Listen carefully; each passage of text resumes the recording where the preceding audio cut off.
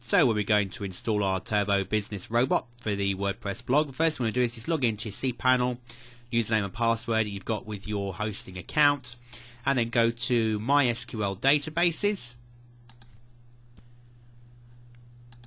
We then want to create a new blog, so I'm going to call mine blog 99 just to test, and create database, and then we can go back.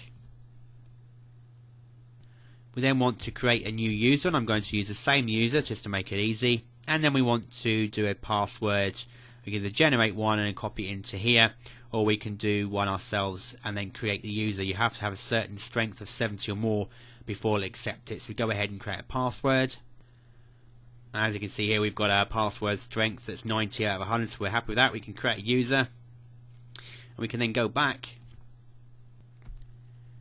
and then we want to add our user to our database. So we're going to, it's blog 99, the user and the database, and we want to add them together.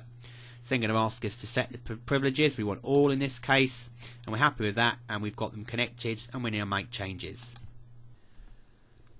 Just make sure we take a note of the actual blog and the password that we created, because we're going to be using this when we're setting up the robot.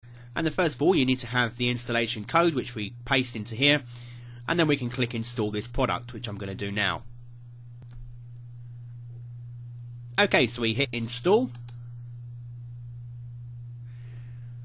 and now we need to put in the server name where our directory is, the username, the password. So we just fill in the server name. So if you're, as it says here, the example, if your domain is http://server.com, then you'd put that into this point here, and then you need to actually put the directory in front of it as well. Put in the username and the password, and then hit connect.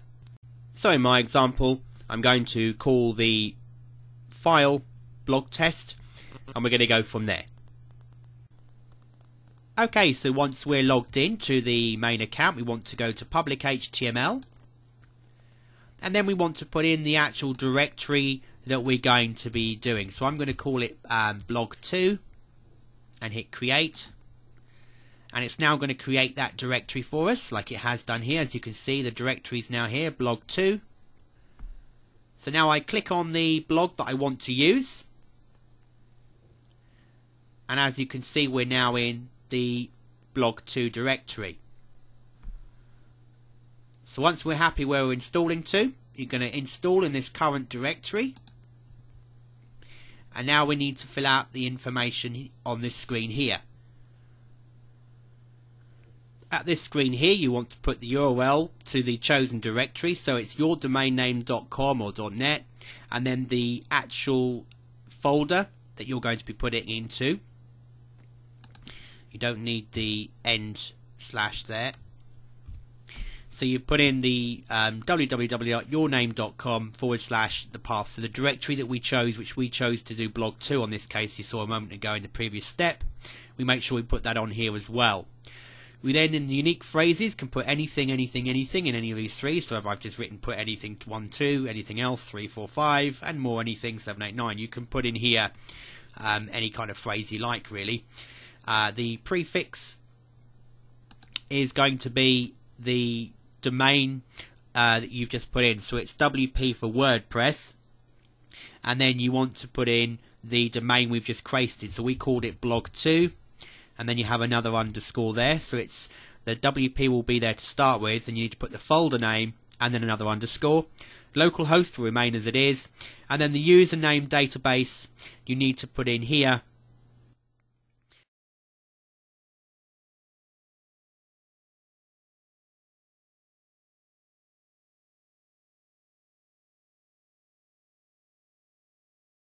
And then go ahead and hit install. So once we've installed and we've clicked it, we'll get this link here we go to, which says the done link, so it's all ready to go, and it'll tell us that we can now visit the site to complete the install, and there's support forms if there's any issues. So we click the install, and providing we've given it the correct information, the database, etc., it's all ready to go. We then just put in the title of our blog, so whatever it is, whatever niche it is, or whatever site you're doing, and then your email address. Allow your blog to appear in the search engines, and then install WordPress. This is my Simply PLR test blog, so I've just called it that for now. You put in your email address and it'll actually send you the install information also to your email account when it actually does the finished process. So we install the WordPress, and then we get a username and a password. The username is always admin, and it will give you a unique password which you need to take a notice of, because this is being randomly generated and it will use you to get in. So we then hit login. We've got admin, so we paste in our new password, and we can hit remember me if we want to, and then we actually log into the blog. And our Simply PLR test blog is installed. The very first thing you want to do is go to users,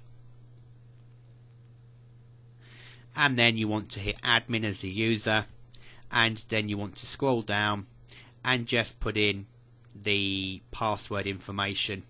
So put in the new password and repeat it here if you want to change it. If you want to keep it as it is, you can, as long as you keep a note of it somewhere, or if you want to change it to something you might remember a bit more, obviously up to you, and you can do that in here and hit update profile. The choice is entirely up to you. And then if you want to go visit the site, here's our site, which at the moment is just a regular good old blog, and then we can look at starting to make changes to how our blog looks.